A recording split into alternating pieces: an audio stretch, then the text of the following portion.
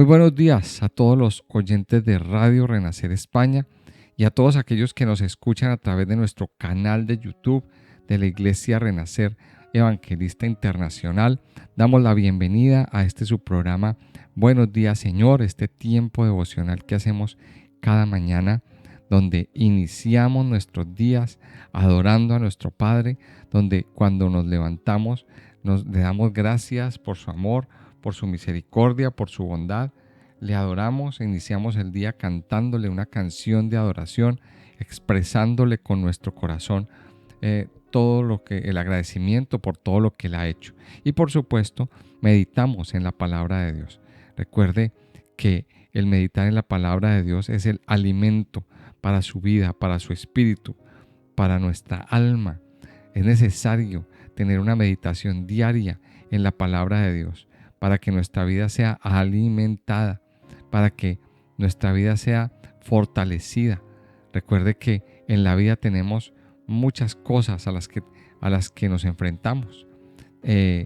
Y recuerde que nuestra lucha no es contra carne ni sangre, sino contra principados y contra potestades, contra huestes espirituales de maldad.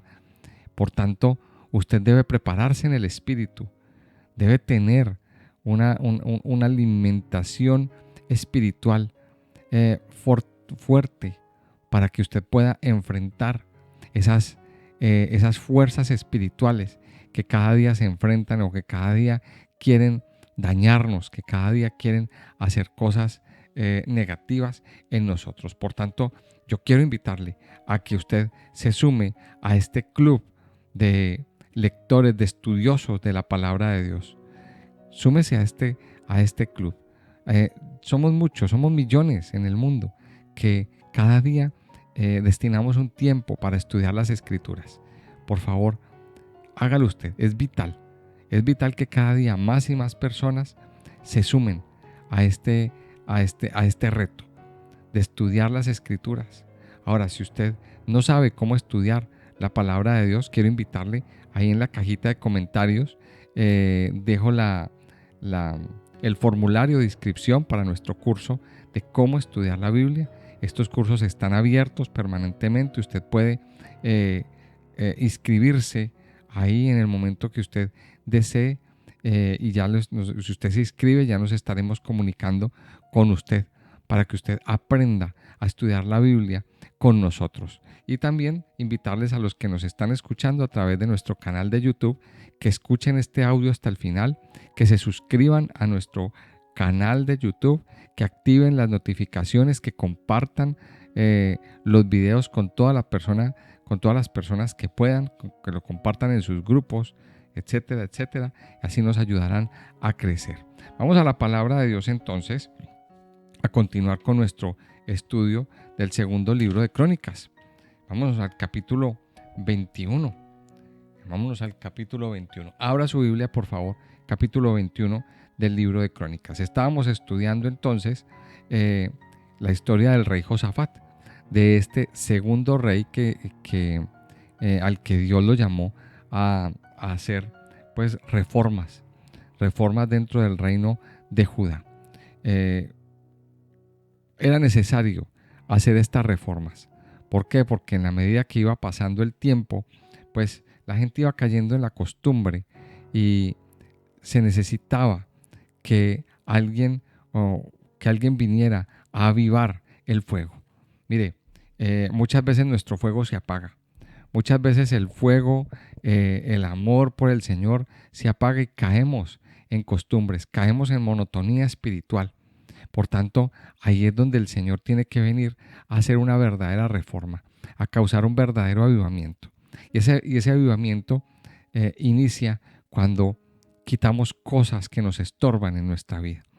Hay cosas que no nos sirven, hay cosas que cargamos o que se van acumulando en nuestro interior, que tenemos que quitarlas de nosotros, de nuestro entorno, de nuestra mente y de nuestro corazón. Y eso fue lo que hizo Josafat. Quitó lugares altos, quitó los lugares de culto, quitó mucha idolatría y se enfocó ¿en qué? En el templo. Se enfocó en edificar. Hizo todo un sistema educativo de que la gente conociera y estudiara la palabra de Dios. Es muy bonito. Él se dedicó a enseñar, tuvo como misión que la gente conociera y estudiara la palabra de Dios. Por eso mandó una serie de personas, de sacerdotes, de levitas, de estudiosos, a muchos lugares de Judá, para que ellos allí enseñaran. Hizo escuelas de la palabra de Dios. Murió Josafat entonces y reina su hijo Joram. ¿Y qué pasó con Joram? Bueno, vamos a mirar qué pasó con este hombre. Dice aquí: durmió Josafat con sus padres y lo sepultaron con sus padres en la ciudad de David, y reinó en su lugar Joram su hijo, quien tuvo por hermanos, hijos de Josafat, a Azarías, Jehiel, Zacarías, Azarías, Micael y Cefatías. Todos estos fueron hijos de Josafat, rey de Judá, y su padre les había dado muchos regalos de oro y de plata, y cosas preciosas y ciudades fortificadas en Judá, pero había dado el reino a Joram, porque él era el primogénito. Fue elevado pues Joram al reino de su padre, y luego que se hizo fuerte, mató a espada a todos sus hermanos, y también a algunos de los príncipes de Israel. Cuando comenzó a reinar era de 32 años, y reinó 8 años en Jerusalén, y anduvo en el camino de los reyes de Israel, como hizo la casa de Acab, porque tenía por mujer a la hija de Acab, e hizo lo malo ante los ojos de Jehová. Mas Jehová no quiso destruir la casa de David, a causa del pacto que había hecho con David, porque le había dicho que le daría lámpara a él y a sus hijos perpetuamente. En los días de este se rebeló Edom contra el dominio de Judá, y pusieron rey sobre sí. Entonces pasó Joram con sus príncipes y todos sus carros, y se levantó de noche, y derrotó a los edomitas que le habían sitiado, y a todos los comandantes de sus carros. No obstante, Edom se libertó del dominio de Judá hasta hoy. También en el mismo tiempo, Limna se libertó de su dominio, por cuanto él había dejado a Jehová, el Dios de sus padres. Además de esto, hizo lugares altos en los montes de Judá, e hizo que los moradores de Jerusalén fornicasen tras ellos, y a ello impelió a Judá. Y le llegó una carta del profeta Elías, que decía: Jehová, el Dios de David, tu padre, ha dicho así: por cuanto no has andado en los caminos de Josafat, tu padre, ni en los caminos de Asa, rey de Judá, sino que has andado en el camino de los reyes de Israel, y has hecho que fornicase Judá y los moradores de Jerusalén, como fornicó la casa de Acab, y además has dado muerte a tus hermanos, a la familia de tu padre, los cuales eran mejores que tú.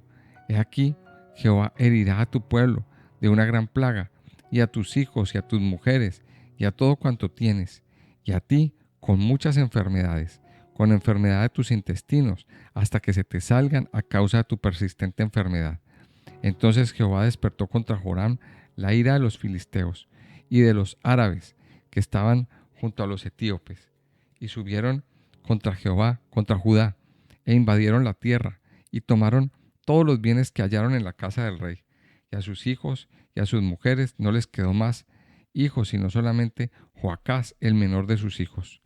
Después de todo esto, Jehová lo hirió con una enfermedad incurable en los intestinos. Y aconteció que al pasar muchos días, al fin y al cabo de 2 años, los intestinos se le salieron por la enfermedad, muriendo así de enfermedad muy penosa, y no encendieron fuego en su honor, como lo habían hecho con sus padres. Cuando comenzó a reinar era de 32 años, y reinó en Jerusalén 8 años, y murió sin que lo desearan más, y lo sepultaron en la ciudad de David, pero no en los sepulcros de los reyes. Vamos a ver entonces esta historia, este capítulo 21, lo que nos cuenta. Primero, tenemos que entender, volviendo un poquito al rey Josafat, que el rey Josafat cometió, aunque fue un rey bueno y fue un rey recto, pues también cometió unos cuantos errores. Hizo alianzas comerciales, hizo alianzas militares, e hizo alianzas familiares con paganos, con personas que, que nada tenían que ver con el Señor. O sea, en otras palabras, hizo una sociedad con quien no debía. Y eso, pues, casi le cuesta la vida. Ahora, usted dirá, pero si Josafat fue bueno, fue recto, pero tuvo su momento de debilidad. Sin embargo, Dios no lo desechó. O sea, sin embargo, Dios tuvo misericordia de él.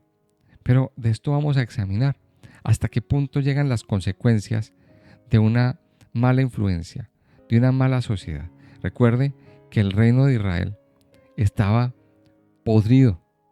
Esa es la palabra. El reino de Israel estaba totalmente lleno de pecado cuando esto coincide con el reinado del rey Acab y de Jezabel. Y ya miramos ahí en Primera y en Segunda de Reyes lo que implicó para el reino de Israel toda esta podredumbre, toda esta contaminación espiritual que se generó, las idolatrías de Jezabel, las maldades de Jezabel, y que Acab lo permitía. O sea, miremos todo lo que había y todo lo que sucedía. Y Josafat se alió con ellos. Josafat, aunque nunca dejó de buscar a Dios, aunque nunca dejó el temor de Dios, sí cometió el error de aliarse con ellos. Ahora, fruto de esa alianza, entonces aparece Joram, porque parte de la alianza fue que Joram, el hijo de Josafat, se casa con una hija de Acab y de Jezabel, que se llamó Atalía. O sea, se estableció una alianza. Y aquí vienen entonces las consecuencias de esas alianzas y de esos errores del pasado. Y Joram es una consecuencia. Joram es una consecuencia. Y aquí vemos entonces en la historia varias cosas interesantes. Primero, dice que se murió el rey Josafat y reinó en su lugar Joram su hijo. Aquí menciona en el versículo 2 que Joram tuvo varios hermanos. Y los menciona aquí de pasada. Dice que tuvo varios hermanos, o sea, Josafat tuvo varios hijos, muchos hijos, y Josafat pues le dio beneficios a esos hijos, le dio una herencia, le dio a esos hijos tierras, bueno, etcétera, etcétera, les dio propiedades. Pero dice aquí en el versículo 3 y 4, dice en el versículo 4 que cuando Joram subió al trono, lo primero que hizo fue matar a sus hermanos. Entonces miremos, ya a eso nos va dejando ver dónde estaba y cómo estaba el corazón de Joram. Cómo estaba el corazón de este hombre. Y eso es una cosa que no es normal. O sea, de que, o cómo una persona así de buenas a primeras puede tener tanto odio, tanto rencor y tanto mal sentimiento hacia sus hermanos. ¿Qué le pasaba a Joram? Estaba lleno de envidia, seguramente lleno de celos y lleno de miedo, porque pues estos hermanos podrían llegar a ser una competencia para él en su reino, en su reinado. O sea, él no quería que hubiera más herederos al trono, para que en determinado momento no pudieran quitarle su trono. Mire que esto es fuerte. Ahora, ¿de dónde venían esas influencias? Mire, ya vamos mirando esa maldad. ¿De dónde venían esas influencias? Porque él estaba influido por Acab. O sea, él tenía mucha influencia de ese lado, del lado de los reyes de Israel. Entonces aquí viene otra vez la lección. ¿A quién escuchamos? ¿A quién escuchamos? Mire que él había emparentado con Atalía. Atalía era hija de Jezabel. Era una Jezabel chiquita, digámoslo así. Era el retoño, era la reproducción de Jezabel. Y esa Jezabel, ya se había metido en el reino de Judá. O sea, el reino de Judá, que era, digamos así, los herederos de la promesa, donde estaba el templo, donde se supone que había santidad, ahora estaban contaminados de lo que estaba contaminado Israel. Qué triste, ¿verdad? Sigamos mirando lo que nos dice aquí la palabra de Dios. Dice que cuando comenzó, bueno, dice el versículo 6, y anduvo en el camino de los reyes de Israel, como hizo la casa de Acab, porque tenía por mujer a la hija de Acab, e hizo lo malo ante los ojos de Jehová. Y aquí lo resume. Este hombre no siguió el camino de los reyes de Judá. Este hombre no siguió el camino de Josafat. Este hombre prefirió escuchar a Acab y prefirió seguir el camino de los reyes de Israel. Recuerde que esto ya lo decíamos en capítulos anteriores, que el reino de Israel fue movido por la rebeldía, por la oscuridad, a través de Jeroboam. Jeroboam, un rebelde, se volvió un pagano y es la representación, ese reino de Israel es la representación como del reino de las tinieblas, digámoslo así. Pero el reino de Judá es también la representación del reino de Dios. Hay dos reinos, un reino de tinieblas y un reino de Dios. Y entonces aquí vemos a Joram, que cuando no hace parte del uno, está haciendo parte del otro. Joram, en otras palabras, decidió ser parte de ese reino de tinieblas. Decidió escuchar a quien no debía. Decidió escuchar a ese rey pagano. Decidió dejarse influenciar por esa oscuridad que venía, de la que ya estaba impregnada el reino de Israel, por la oscuridad que venía de Jezabel, por la oscuridad que venía de la idolatría de Acab. Él siguió el camino de los reyes de Israel. Y mire que aquí empezó a irle mal. O sea, Joram tenía un privilegio, era ser el heredero de esa promesa, uno de los descendientes de David. Pero sin embargo, Joram no dejó tratar su corazón. Ahora, ¿qué sucedió? ¿Cuáles fueron las consecuencias? Vamos a mirar. Dice, primero, empezó a perder dominio. Empezó a perder dominio. Dice que varios reinos que eran dominados por el reino de Judá, pues se le levantaron, se le independizaron. ¿Qué implicaba eso? Eso implicaba pues que estas personas, que estos reinos dejaban de tributar, dejaban de ser tributarios al reino de Judá. Por tanto, era dinero que dejaba de entrar. Les doy un ejemplo. El Imperio Español. ¿Cuándo empezó el Imperio Español a perder y a entrar en decadencia? Pues en el momento en que todas sus colonias se independizaron en América y dejaron de mandar impuestos. Lo mismo pasa aquí. Entonces, aquí aparte, él empezó a perder dominio de los terrenos que ya había conquistado. Llevémoslo al terreno espiritual.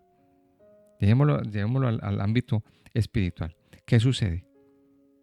Que hay situaciones que en la vida nosotros ya hemos conquistado. Hay bendiciones que el Señor ya nos ha dado. Hay terrenos en el que el Señor tiene su dominio, pero de un momento a otro, cuando nos alejamos de Dios, cuando perdemos de vista nuestra comunión con Dios, esos terrenos se pierden y el enemigo vuelve a tomar esos terrenos una vez conquistados.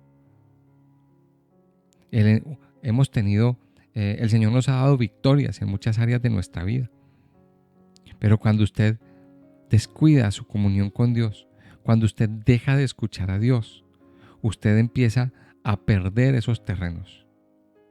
Y eso fue lo que le pasó a Joram. Es lo que vemos ahí en los versículos del 6, del 8, perdón, hasta el 10. Versículos 8, 9 y 10. Cómo Joram empezó a perder terrenos que ya estaban conquistados.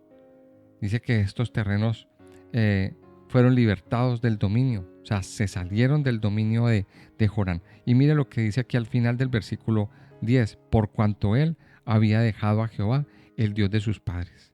Dice el versículo 11, además de esto hizo lugares altos en los montes de Judá, e hizo que los moradores de Jerusalén fornicasen tras ellos, y a ello impelió a Judá. Mire esta situación, o sea, hasta dónde había llegado la maldad. Él mismo promovió lugares altos. Él mismo, ya sabemos que había una guerra espiritual en contra de estos lugares altos, de estos lugares de adoración. Tanto el rey Asa como el rey Josafat los quitaron, limpiaron, quitaron mucho de esto. Pero sin embargo este hombre viene y vuelve y los levanta. Vuelve y levanta lugares altos en los montes de Judá. Y hizo que los moradores de Jerusalén fornicasen. Mire la palabra que utiliza. Fornicasen. Utiliza una palabra muy fea. Pero literalmente eso era lo que pasaba. Porque esos lugares altos, esos templos, esos lugares de adoración pagana, utilizaban prostitutas, prostitución idolátrica. Entonces, ya lo hemos explicado aquí muchas veces. Habían mujeres en esos lugares y la gente lo que creía era que parte del sacrificio era tener relaciones sexuales con estas mujeres dentro del templo como una ofrenda a sus dioses. Entonces, claro, habían allí unas sacerdotisas, unas mujeres que estaban dispuestas a hacer esa labor. Entonces, habla literalmente de fornicación, pero también vamos a mirarlo en el sentido en el punto de vista espiritual. Acostarse o tener una intimidad con cualquiera menos con el Señor. También habla, o sea, es una fornicación física, pero también es una fornicación espiritual. Es entregarle todo a sus dioses. Es entregarle todo a la adoración, a otras cosas. Y aquí lo dice, mire, este hombre, además de todo, hizo lugares altos e hizo que el pueblo de Israel fornicase otra vez, que otra vez se derramara la idolatría sobre sus vidas. Ahora, tanta maldad se empezó a ver muchísima maldad en la tierra, empezó a regarse la maldad en la tierra otra vez, y eso empezó a traer maldición. Ahora la pregunta que uno se hace es, ¿y por qué Dios no hace nada? Pues mire, aquí había un profeta, que de muchas maneras el profeta hablaba, y aquí nos aparece en este relato el profeta Elías. El profeta Elías, que aunque no vino personalmente, pero Dios seguramente esto por instrucción del Señor, Dios le dice que envíe una carta. Y mire, y dice, y llegó una carta del profeta Elías que decía, Jehová, el Dios de David tu padre, ha dicho así: por cuanto no has andado en los caminos de Josafat tu padre, ni en los caminos de Asa, rey de Judá, sino que has andado en el camino de los reyes de Israel, y has hecho que fornicase Judá y los moradores de Jerusalén, como fornicó la casa de Acab, y además has dado muerte a tus hermanos, a la familia de tu padre, los cuales eran mejores que tú. Y aquí Jehová herirá a tu pueblo de una gran plaga, y a tus hijos y a tus mujeres, y a todo cuanto tienes, y a ti con muchas enfermedades, con enfermedad de tus intestinos, hasta que se te salgan a causa de tu persistente enfermedad. Mire la palabra que viene de parte de Dios sobre Joram. Una palabra muy fuerte. Una de las labores que tenían los reyes, los profetas, era hacer advertencias.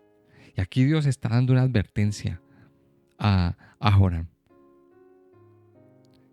Hay una palabra que se nos enseña en el Nuevo Testamento, en Romanos. La paga del pecado es la muerte. El pecado desata la ira de Dios. Joram era un hombre conocedor de la palabra, seguramente era un conocedor de los principios. Yo no creo que en toda la campaña de Josafat de enseñar, toda esa campaña de enseñar la palabra de Dios, no le hubiera enseñado a su hijo. Claro que sí. Claro que este hijo tuvo conocimiento de Dios, tuvo conocimiento de la palabra. Pero ¿sabe qué? No fue recto el corazón. O sea, él tenía un conocimiento. Él ya sabía los mandamientos. Él ya sabía todo esto. Que lo que estaba haciendo era mal. Estaba mal. Pero sin embargo, tomó la decisión equivocada. Y decidió no adorar a Dios. Decidió hacer lo malo. Decidió hacer las cosas totalmente contrarias a como Dios la establecía en su palabra. Por tanto, vino el juicio. Viene el juicio. Mire, Mis amados hijos de Dios,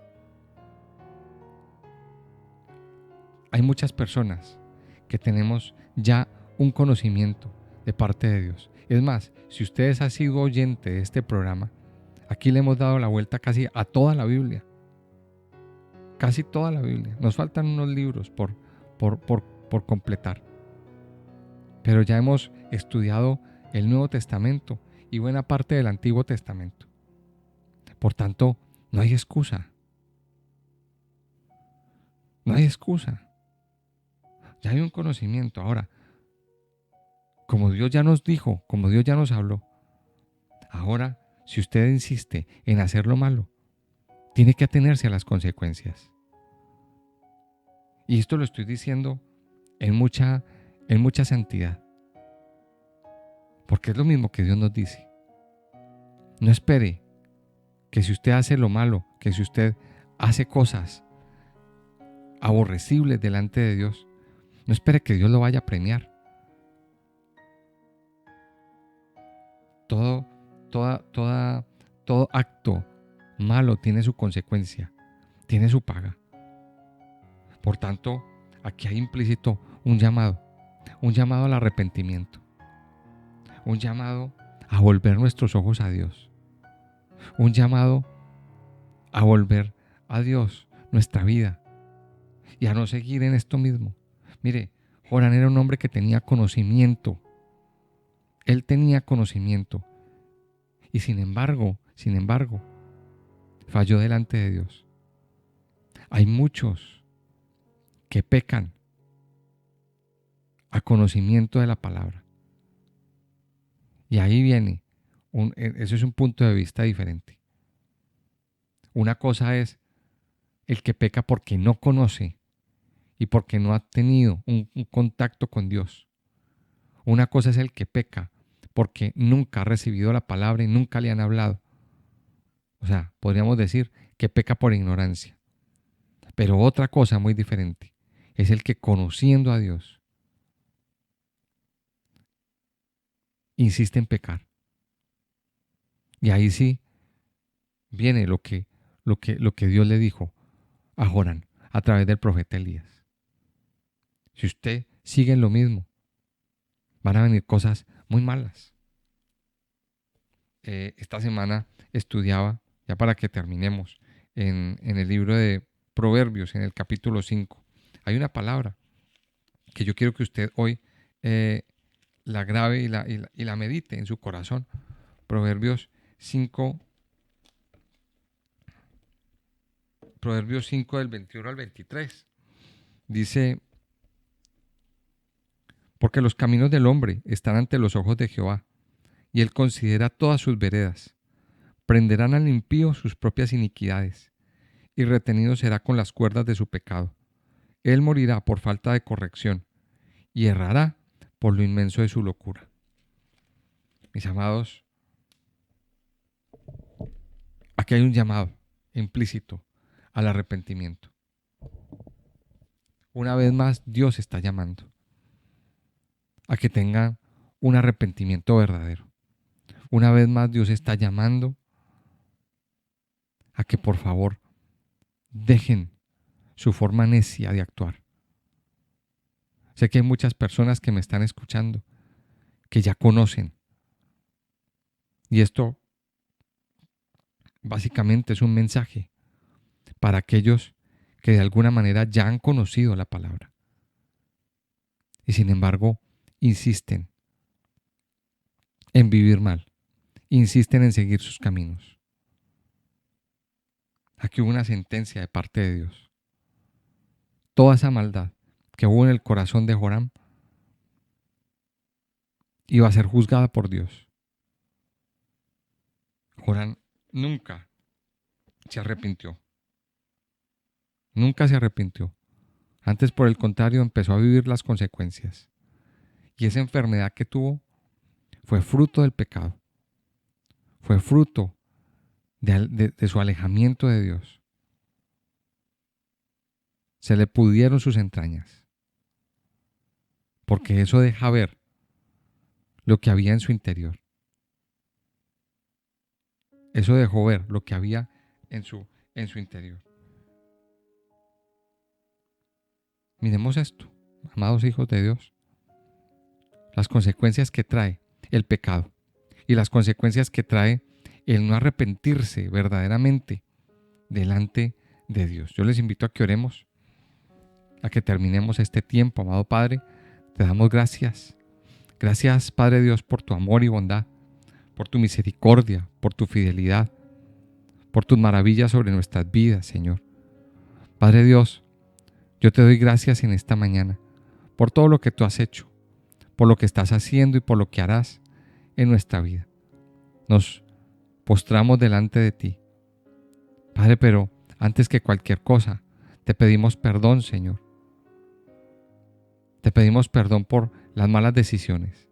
Te pedimos perdón, Padre, por la desobediencia. Te pedimos perdón, amado Padre, por aquellos actos en nuestra vida que son abominables delante de tus ojos. Padre, tú hoy nos has dado una palabra a través del ejemplo de este rey Joram, que aunque conociendo la palabra, se obstinó en pecar, se obstinó en seguir el camino de los malos. Padre Santo y Poderoso, aquí estamos delante de ti, Señor. Queremos pedirte que afirmen nuestros oídos para escucharte atentamente a ti. Queremos escucharte a ti, no queremos escuchar otras fuentes. No queremos escuchar y oír, Señor, a ese enemigo que habla a nuestros oídos y que quiere causar una influencia negativa en nosotros.